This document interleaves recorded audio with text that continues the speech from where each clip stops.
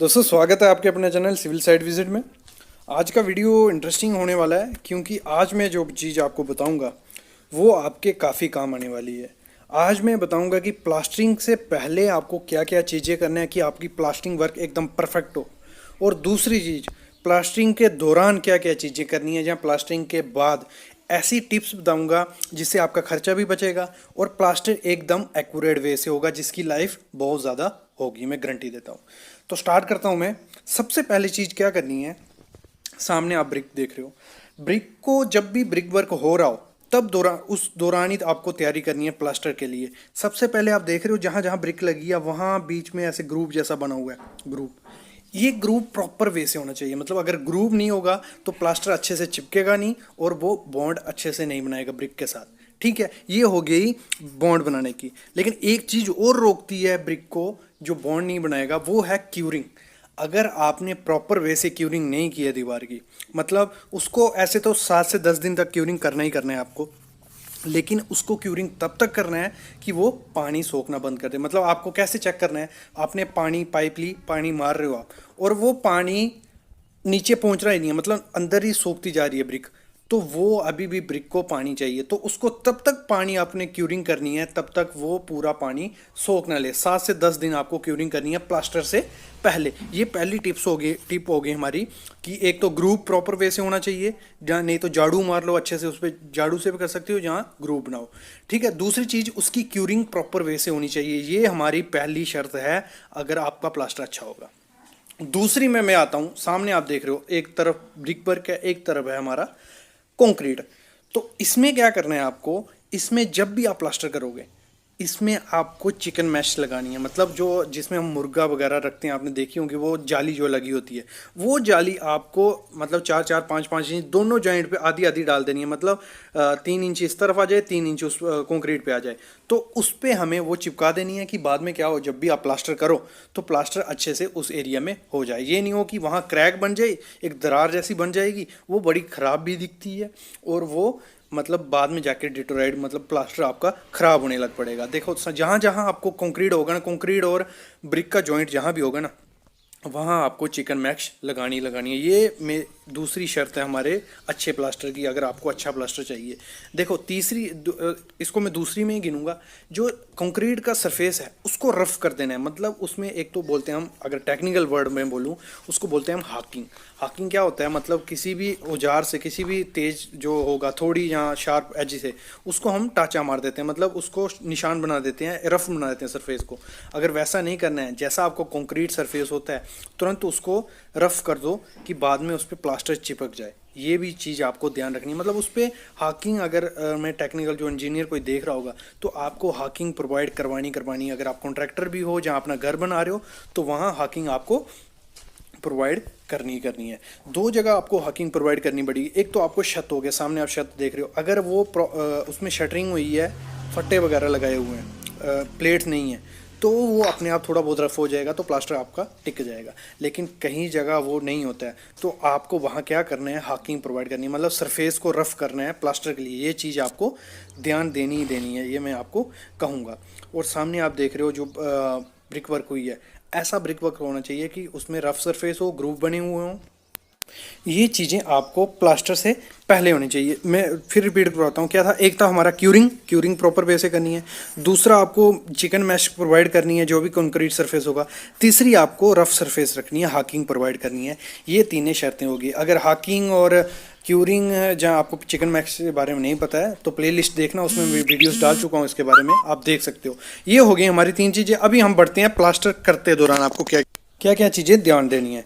ठीक है, जब प्लास्टर करेंगे हम तो सबसे पहले नीरू बनाना है, जिसे हम स्लरी बोल लो, नीरू बोल लो, या सिर्फ सीमेंट की पेस्ट बोल लो। क्या करना है, किसी भी जग वगैरह में या कोई भी बाल्टी वगैरह में सीमेंट डाल देना है आपको। जितनी दीवार करनी है उसी हिसाब से डालना है, वो आप रेशो बना लोगे। कि स्लरी बना लेनी है, सीमेंट को घोल लेना है पानी में अच्छे से, और थोड़ा बहुत उसमें थोड़ा सा रेत डालना है, ज़्यादा नहीं। उसको आपको पहले उस पर दीवार पे छाट लेना है, मतलब पानी की तरह मार लेना है। जब भी जिस दीवार पे आपको प्लास्टर करना है उसी 1 मिनट पहले उस पर नीरू बना के मार लेना है। मतलब जो हम करते हैं उससे क्या होगा, वो जो प्लास्टर उसके ऊपर करोगे ब्रिक पे, वो अच्छे से उसके साथ बॉन्ड बना लेगा, मतलब अच्छे से चिपक जाएगा दीवार पे, अगर आपने नीरू या स्लरी पहले दीवार पे मारी हुई है। तो ये भी एक चीज़ आपको ध्यान देनी है, जब भी प्लास्टर करोगे तो पहले आपको स्लरी मार देनी है दीवार पे पूरे, मतलब सीमेंट की पेस्ट जब पानी में घोल के, जैसे हम कोई भी लिक्विड फॉर्म में, वो आपको दीवार पे मार देनी है, उसके बाद प्लास्टर करना है। अभी बात करते हैं हम वाटर जो रेशियो रहती है, आपको कौन सा प्रोपोर्शन डालना जो बेस्ट है मतलब प्लास्टर के लिए, ये चीज़ इंपॉर्टेंट है। इसको अभी अच्छे से सुनना, अच्छे से मैं बताऊंगा इस चीज़ को। तो इसमें मैं बात करता हूँ कि आपको क्या मिक्स रेशियो डालनी है, मतलब कितना सीमेंट और कितना रेती डालना है। ये दो चीज़ें मैं ऐसे ही बताऊंगा, आपका पैसे भी बचेंगे। देखो, सबसे पहले मैं बताता हूँ अंदर में जो प्लास्टर करना है, आपको अंदर का प्लास्टर करना है, उसमें आपको रेशियो डालनी है 1:6, मतलब 1:4 डालने की कोई ज़रूरत नहीं है। कौन सी डालनी है? 1:6। 1:6 क्या हो गया? एक आपको सीमेंट की रेशियो डालनी है, एक बैग सीमेंट डालोगे तो 6 बैग आपको जो रेती के वो डालने हैं, सैंड डालनी है। मतलब जो भी आपने सांचा या कुछ भी बनाया होगा प्लास्टर के लिए, तो एक वो डब्बा सीमेंट डालोगे तो 6 डब्बे आपको क्या डालनी है? सैंड। ये हो गया इंटरनल प्लास्टर। और जो उसकी थिकनेस रखनी है आपने 12 mm से 15 mm से ज़्यादा नहीं रखनी है, ये चीज़ आप ध्यान देना। जब वो होता है कि जब राइट एंगल में हमें दीवारें करनी पड़ती हैं तो उसमें कभी कभार ज़्यादा जाता है, लेकिन आपको उसमें ध्यान रखना है कि आपका 12 mm या 15 mm से ज़्यादा उसमें प्लास्टर नहीं जाना चाहिए इंटरनल में। अब आते हैं सीलिंग जो हमारी होती है। सीलिंग में क्या ध्यान देना है आपको? आपकी जो रेशो लगानी है आपको, वो लगानी है 1:4, मतलब एक रेशो का सीमेंट, 4 रेशो आपकी सैंड, मतलब 1:4 हमें सीलिंग में लगानी है। और हमें प्लास्टर कितना करना है उसमें? 8 से 12 mm से ज़्यादा आपका प्लास्टर उसमें नहीं करना है, मतलब इतनी थिकनेस रखनी है। ज़्यादा रखोगे वो क्या करेगा, बाद में इन फ्यूचर अगर बाई चांस स्लैब लगी कोई, कुछ मतलब डैमेज हुई, वो नीचे गिर जाएगा पपड़ी बन के। तो 8 से 12 mm आपको रखनी है। नेक्स्ट आते हैं हम एक्सटर्नल वाल, जो हम बाहरली दीवारें होती हैं, उस पर हमें कितना रखना है? उस पर हमें रखना है 20 mm का प्लास्टर। मतलब अगर 20 mm रखोगे, बाई चांस बाद में बारिश भी पड़ी तो वो जो दीवार ब्रिक होगी, ईंट होगी, वो अंदर पानी ना सोके, इसलिए हमें 20 mm उसमें रखना ही रखना है। उसमें क्या करना है? 2 कोट मारने हैं आपको। अगर पैसा बचाना है, मतलब सस्ता करना है काम, तो फर्स्ट कोट जो मारना है आपको वो 12 mm का कोट मारना है, उसमें रेशियो रखनी है 1:6, ठीक है। और जो सेकंड कोट मारोगे आप, उसमें आपको रेशियो रखनी है 1:4, और वो 8 mm का आपका कोट होना चाहिए। मतलब टोटल आपको 20 mm का उस पर कोट मारना है। ये ध्यान देनी है आपको एक्सटर्नल प्लास्टरिंग में। और चीज़ क्या ध्यान देनी है, जब आप बाहर में पेंट करो तो पॉसिबल हो तो वाटर प्रूफिंग का आपको एडमिक्सचर डाल देना है। सस्ता मिलता है, कोई ज़्यादा महंगा नहीं है वो।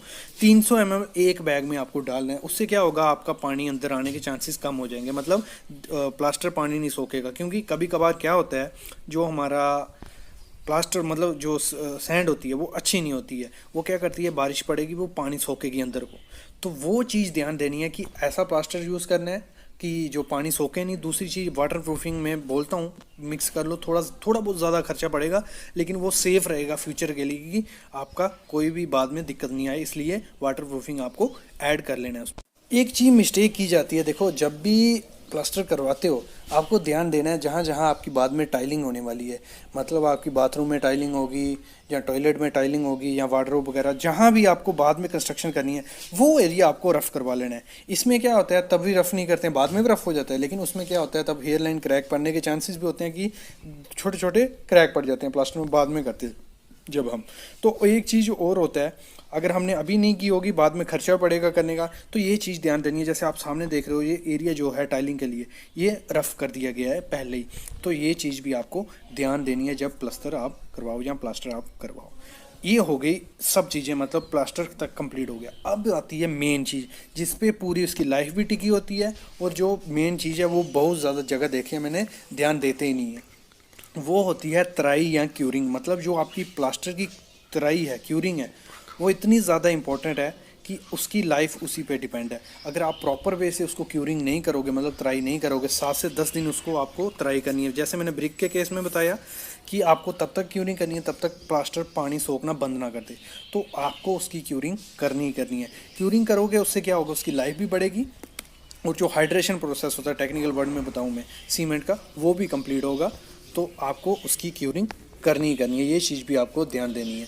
ये नहीं करते हैं तो वो काफ़ी दिक्कत हो सकती है। और मतलब इसमें क्या होता है, एक चीज़ मैं भूल गया, जो मिस्त्री वगैरह अगर आपको सफाई चाहिए आपके प्लास्टर में, तो आपको क्या करना है, उनके जो इंस्ट्रूमेंट रोल वगैरह होते हैं उनको चेक कर देना है, क्योंकि कई भी कभार क्या होता है वो पुराने औजार वगैरह यूज़ करते हैं, उससे सफाई कम आती है काम में। ये मिस्टेक्स होती हैं साइट पे जहाँ ड्राइंग के अकॉर्डिंग काम नहीं होता है, तो उसके लिए जो डेली रिपोर्ट बनाते हैं मिस्टेक्स की, उस पर मैं टॉपिक लेके आया हूँ। ये काफ़ी इंपॉर्टेंट टॉपिक है, जो साइट इंजीनियर है उनके लिए काम आने वाला है, जो फ्रेशर हैं उधर ये सीखेंगे कि ये चीज़ें कैसे हम ठीक कर सकते हैं और क्या क्या चीज़ें साइट पे होती हैं।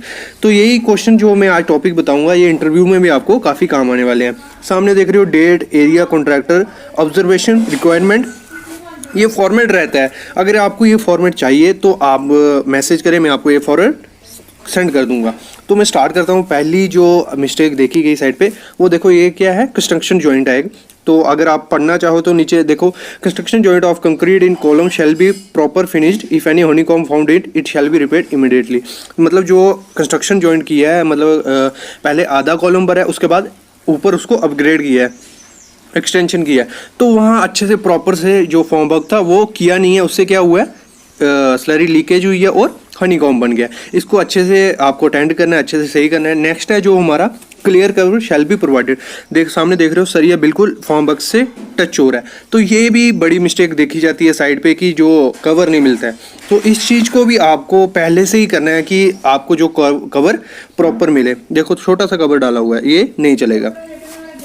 नेक्स्ट है कि शेयर की शैल बी प्रोवाइडेड, मतलब कॉलम की है, इसके बाद में एक्सटेंशन होना है इन फ्यूचर, लेकिन इसमें क्या है, शेयर की नहीं बनाई है। शेयर की क्या होती है, इसमें मैंने पहले वीडियो बनाई है, वो देख सकते हो। मतलब एक लगा लो कॉलम में होल सा कर देते हैं, होल नहीं बोलूँगा, मतलब एक की सी बना देते हैं, जो एक्सटेंशन के काम क्या होता है, अच्छे से बॉन्ड बन जाती है कंक्रीट के नीचे के स्ट्रक्चर के साथ। नेक्स्ट है जो है all the junction shall be properly tied with binding bar. क्या हुआ है यहाँ पे, जो स्टीरो बांधा हुआ है उसको अच्छे से बाइंडिंग वायर नहीं लगाई है। तो ये भी मिस्टेक काफ़ी देखी जाती है साइड पे कि बाइंडिंग वायर जहाँ तो सिंगल लगाई जाती है, जहाँ तो लगाई नहीं जाती। तो ये भी काफ़ी चीज़ें आपको ध्यान रखनी है as a site engineer site पे जाके, कि यहाँ बाइंडिंग वायर कहीं भी जंक्शन पे लगाई नहीं है।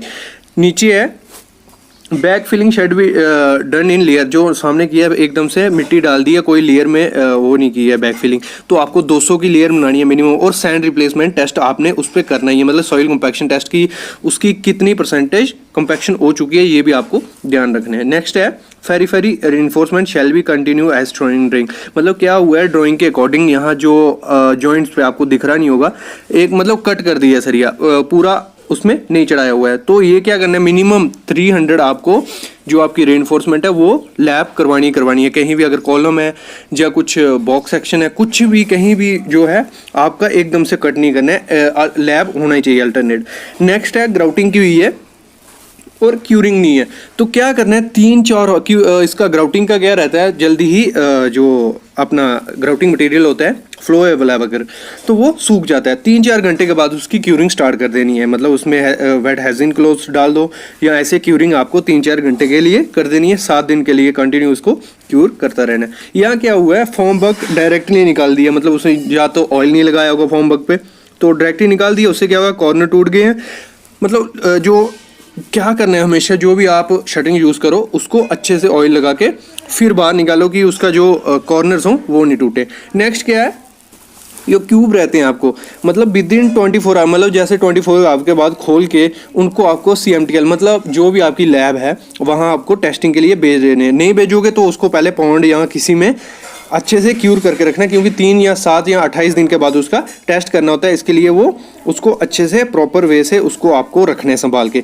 ये साइड पे काफ़ी मिस्टेक्स की जाती हैं कि मतलब क्यूब तो भर देते हैं, उसके बाद दूसरे दिन उसको खोलते नहीं हैं और फिर ना उसकी क्यूरिंग करते हैं। तो ये भी चीज़ काफ़ी ख़राब है, क्योंकि उसका हमें कंप्रेसिव स्ट्रेंथ का पता नहीं चलेगा कि उसने कितनी स्ट्रेंथ गेन की हो, क्योंकि उसकी क्यूरिंग अच्छे से नहीं हो रही है।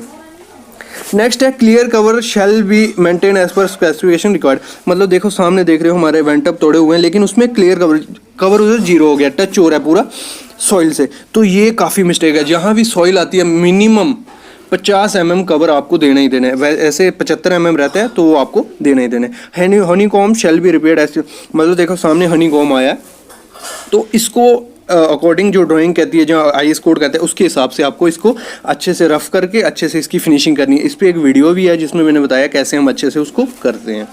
नेक्स्ट है ply shall be removed without damage. मतलब क्या हुआ है, यहाँ शटरिंग की हुई है वो अंदर ही रह गई और ऊपर उसके स्लरी चढ़ गई है। तो ये काफ़ी मिस्टेक देखी जाती है। अगर ये वाटर स्ट्रक्चर है तो इन फ्यूचर ये लीकेज करेगा, तो इसको आपको प्रॉपर ध्यान देना है। ये करते हुए शटरिंग के टाइम आपको ये चीज़ें ध्यान देनी है। All form should be damage to concrete. देखो इधर भी वही चीज़ हुई है, फॉर्म बाग अंदर ही है, शटरिंग से चिपक गई है। क्यों चिपकी हुई है? एक तो इसमें प्रॉपर ऑयल नहीं लगाया हुआ है, वो मेन रीज़न है। नेक्स्ट है हमारा हुक। ये इंटरव्यू में भी क्वेश्चन पूछा था। देखो 10 टाइम आपको हुक प्रोवाइड करनी है और यहाँ कितनी की है? बिल्कुल 30-40 mm हुक प्रोवाइड की है। काफ़ी बड़ी मिस्टेक है ये। आपको मिनिमम 10D हुक प्रोवाइड करनी है। 8 mm का डाया तो 80 mm आपको वहाँ हुक प्रोवाइड होनी चाहिए, लेकिन यहाँ क्या किया गया है? 30 mm हुक प्रोवाइड की हुई है। ये चीज़ें आप वीडियो स्टॉप करके अच्छे से पढ़ भी सकते हो, क्योंकि मैं बता नहीं सकता जल्दी में ये चीज़ें। तो आप वीडियो वहाँ पॉज करो और अच्छे से पढ़ लो कि कितना, मतलब क्या क्या चीज़ें उन्होंने ऑब्जर्वेशन में लिखी हुई हैं और इसकी चीज़ें क्या है। नेक्स्ट क्या ऑब्जर्वेशन देखने को मिली हमें कि जो वायर है, वाइंडिंग वायर से क्यूब के कॉर्नर्स बांधे हुए हैं। इससे होगा क्या? जो हमारा क्यूब होगा उसकी जो डायमेंशन होगी वो बड़ी छोटी हो जाएगी। मतलब जैसे प्रॉपर उसको फिक्सिंग करनी पड़ती है नट से, ये भी मिस्टेक देखी जाती है। नेक्स्ट है जो हुक्स हैं वो 135 डिग्री पे नहीं मोड़ी हैं, सीधी हुक है। आपको दिख रहा होगा सामने भी, जहाँ रेड कलर के उसके ऊपर हुक सीधी है। ये कई जगह पे रहता है कि डिज़ाइन में दिया रहता है कि हुक आपको पूरी मोड़नी नहीं है, लेकिन यहाँ कोई नहीं था। हुक 135 डिग्री मोड़नी है, लेकिन यहाँ पे नहीं की है। तो ये चीज़ भी आपको ध्यान देनी है साइड पे। तो फ्रेंड्स वीडियो को लाइक करो, शेयर करो। Thank you.